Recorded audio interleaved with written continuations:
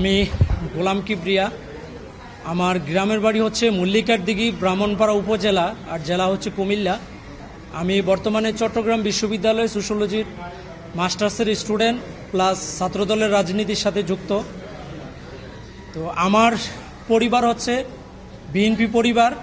আমরা পাঁচ ভাইয়ের মধ্যে সকলে বিএনপি রাজনীতির সাথে যুক্ত। আমার বড় ভাই পাশে যিনি আছেন ইয়াসিন আরাফাত, উনি হচ্ছে সাবেক ছাত্রদল নেতা, যুবদল নেতা, বর্তমানে বিএনপির রাজনীতির সাথে যুক্ত।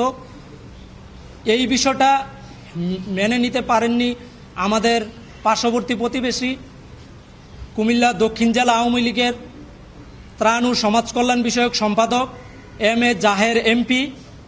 তিনি কুমিল্লা ৫-এর সাবেক এমপি এবং কুমিল্লা দক্ষিণ জেলা ছাত্রলীগের সাবেক সভাপতি, সাবেক উপজেলা চেয়ারম্যান আবু তয়েব ওপি সহ যাদেরকে আজকে আমি আসামি করেছি, তারা বিভিন্নভাবে আমার পরিবারের উপরে ৮ সালের পর থেকে বিভিন্ন নির্যাতন নিপীড়ন শুরু করেছে। আমার বড় ভাইকে ইয়াসিন আরাফাত, ওনাকে ৮ সালের পর থেকে অনেকবার গ্রেফতার করে দীর্ঘদিন কারাগারে বন্দী ছিল এবং একটা সময় ১৫ সালে যখন অবরোধ চলতেছিল তখন আমার বড় ভাইকে ক্রস ফায়ার এবং গ্রেফতার করে গুম করার একটি ষড়যন্ত্র হওয়ার কারণে আমার বড় ভাই এলাকা ছেড়ে চলে যায়, ফেরারি আসামি হিসেবে ফেরারি জীবনযাপন করত। ঠিক তারই ধারাবাহিকতায় ২০১৬ সালের ২১শে জুলাই আমাকে ছলে বলে কুমিল্লা শহর থেকে অপহরণ করা হয়। এম এ জাহের এবং আবু তৈয়ব ওপির এর গংদের নেতৃত্বে আমাকে কুমিল্লা শহর রেল স্টেশন এলাকা থেকে অপহরণ করে ওপির পশ্চিম বাগিচাগাঁও কুমিল্লা শহরে ওই বাসায় নিয়ে নির্যাতন করে। এর পরবর্তী সময় আমাকে গ্রামের দিকে এম এ জাহের এমপি তার বাসায় নিয়ে যায়।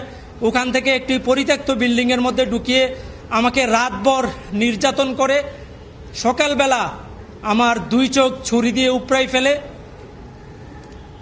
আমার চোখ উপড়ানোর সাথে যারা সর্বাত্মকভাবে জড়িত ছিল, আজকে আমি অপরাধ ট্রাইব্যুনালে এসেছি যে যারা সর্বাত্মকভাবে ষড়যন্ত্রের মাধ্যমে আমার ২ চোখ তুলে নিয়ে সারা জীবনের জন্য আমাকে অন্ধ করে দিয়েছে, তাদের বিরুদ্ধে অভিযোগ দায়ের করেছি। আজকের এই দিনটি আমার জীবনে আসবে আমি কখনো কল্পনা করি নাই। আজকে এই বাংলাদেশে আমি মুক্ত বাতাসে নিঃশ্বাস ফেলে আমার বিরুদ্ধে যারা ষড়যন্ত্র করেছিল, আমাকে অন্ধ করে দিয়েছিল, তাদের বিরুদ্ধে আমি বুক ফুলিয়ে আপনাদের সামনে এসে অভিযোগ করতে পারবো, আদালতের সামনে এসে অভিযোগ করতে পারবো। এই ধরনের সাহস আমার তৈরি হবে আমি কখনো কল্পনাও করি নাই। এই বাংলাদেশ ফ্যাসিবাদ মুক্ত হওয়ার পরে আমি আমার পরিবারের সহযোগিতায়, আমি যে দল করি জাতীয়তাবাদী ছাত্র দলের সহযোগিতায় আমি আজকে আপনাদের সামনে এসেছি। আমি সব সময় জানতাম যে মানুষ মারা যাওয়ার পরে অন্ধকার কবরে চলে যায়, কিন্তু আজকে আমি দুনিয়াতে বেঁচে থাকার পরও পৃথিবীটা আমার কাছে অন্ধকার, আমি কিছু দেখতে পাই না। এই আমার না দেখার জন্য যারা দায়ী, আমি দেশবাসী, আমার প্রিয় দল জাতীয়তাবাদী দল বিএনপি, আপনারা যারা গণমাধ্যম কর্মী এবং দেশবাসীর কাছে আমি আমার সুষ্ঠু বিচার যেন পাই, আমি সকলের সহযোগিতা কামনা করি। কারণ আমি আর চোখের দৃষ্টিশক্তি ফিরে পাবো না, এটা নিশ্চিত হয়ে গেছে। ডাক্তাররা বলে দিচ্ছে আমাকে চোখ তোলার পরেও আমাকে বিনা চিকিৎসায় হসপিটালে ফেলে রাখছিল এবং আমাকে মিথ্যা মামলা দিয়ে, একটি সাজানো মারামারির মিথ্যা মামলা দিয়ে আমাকে জেলখানায়, আমি দীর্ঘদিন জেল কেটেছি এই চোখ তোলা অবস্থায়, কিন্তু ভাবি নাই কখনো বেঁচে ফিরে আসতে পারবো। তো আমি সকলের কাছে আকুল আবেদন, আপনারা চাইলে আমার দৃষ্টিশক্তিকে ফিরিয়ে দিতে পারবেন না, কিন্তু আপনারা চাইলে আমার এই চোখ উপড়ে ফেলার ঘটনার সাথে যারা জড়িত তাদেরকে বিচারের কাঠগড়ায় দাঁড় করাতে পারবেন এবং সুষ্ঠু বিচারের মাধ্যমে তাদেরকে এমন শাস্তি প্রদান করবেন।